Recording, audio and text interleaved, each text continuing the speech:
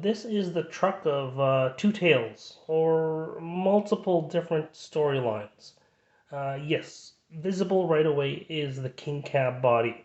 And it's not an original King Cab body, as mentioned in my previous Facebook posts. This is the J Concepts version of that body. Also, in the last year, Proline has released their version of the King Cab body. So there is interest in this. Hopefully, licensing works out, and Tamiya can re-release the King Cab, which came out originally in 1989. That's only half the story, though. The other half of the story is what's inside, which is not a King Cab.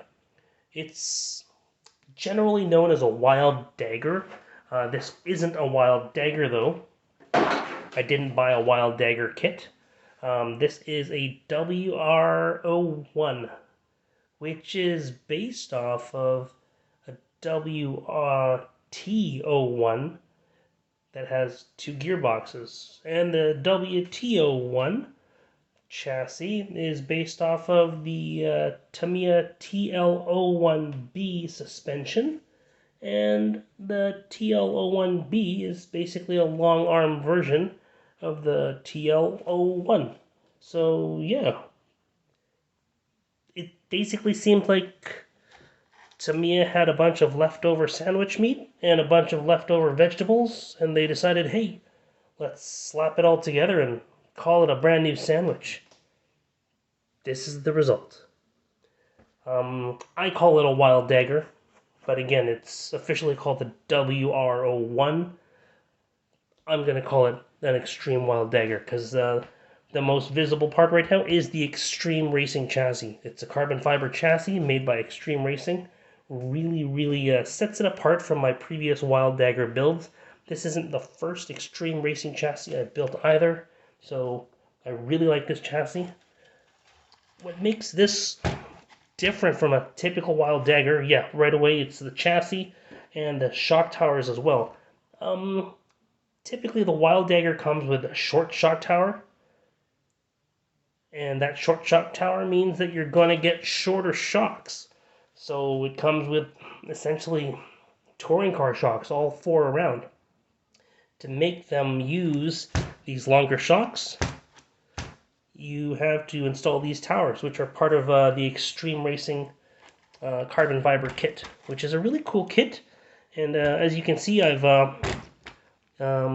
painted the edges, and that does two things. It protects the carbon fiber, and at the same time, it makes it look really badass. And that's what this truck is all about. It's about looking as badass as possible. So again, speaking of badass, I've got photographs of this truck online already. It does definitely look way more badass with the Proline trencher wheels and tires. But this is more, I guess, in line with the look I was going for, which makes it look a lot more like the original King Cab. So that's why I've got these tires on now, and that's what I've been bashing around with. Setup-wise, I've modified this thing quite a bit right off the bat. Once you get past the extreme carbon fiber chassis, you'll notice, yes, I've installed longer shocks. These shocks are off of a Tamiya Manta Ray, which is a DF01 chassis. The reason I went with these shocks is because it's yellow. I could have went with long black CVAs, but I wanted to get something that would actually tie together really well. So those Manta Ray shocks were available, so I picked them out of the box and used them. Now the springs of the Manta Ray are not very stiff, so I decided to put some Traxxas T-Max springs onto the Manta Ray shocks. And I'm using the Traxxas T-Max bottom cap as well to retain everything. With that in place, it's a bit more of an appropriate suspension. Now you'll notice there is a lot of bump steer. That's one of the flaws on this car. I have tried to minimize that bump steer as much as possible by shimming it up with nuts. So that's worked pretty well. And again, all of the links have been changed out. The car comes with fixed plastic links. I've swapped those all out with Traxxas steel turnbuckles. They're a direct bolt-on, which is really awesome. What else? Oh yeah, the drive shafts have been replaced with Yeah Racing steel CVDs. That makes it a bit more durable as well. And yeah, I've gotten all the Phillips out as well. There are no GIS screws other than the hinge pins on the front and the back. 1, 2, 3, 4, and also 4 in the front. Otherwise, it's all M3 2mm screws. Savox servo in the front. I'm sticking with the Mabuchi motors, and the nice unique thing about this car is how I've placed the speed control inside.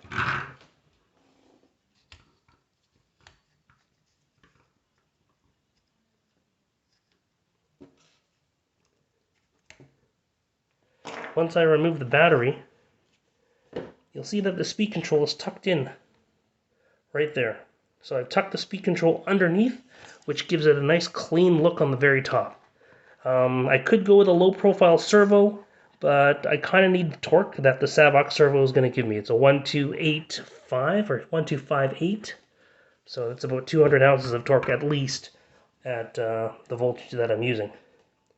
So yeah, essentially, easiest way to make this, because they don't have the actual Wild Dagger chassis available for sale, is to, well, you could buy a pair of WT01s, like the Bush Devils. Those are available still, or you could just buy the gearboxes. The parts are all available still, so you can literally make this one part at a time, and it won't cost that much. Yeah. Let's see, what else can I talk about here? I'm probably going to upgrade the motors to like a pair of 20 turns. I think RC 4-wheel drive has those available. I might pick those up. They're available locally through my local distribution channels, so I should be able to get those in pretty quickly. The diffs are pretty loose on it because, again, it's a bashing truck. It's going to go all over the place, and especially with those Proline trenchers, I needed that looseness in the front and rear diff. But yeah, as a basher, this thing is wonderful. I'm going to do another reel so that you can see this truck in action.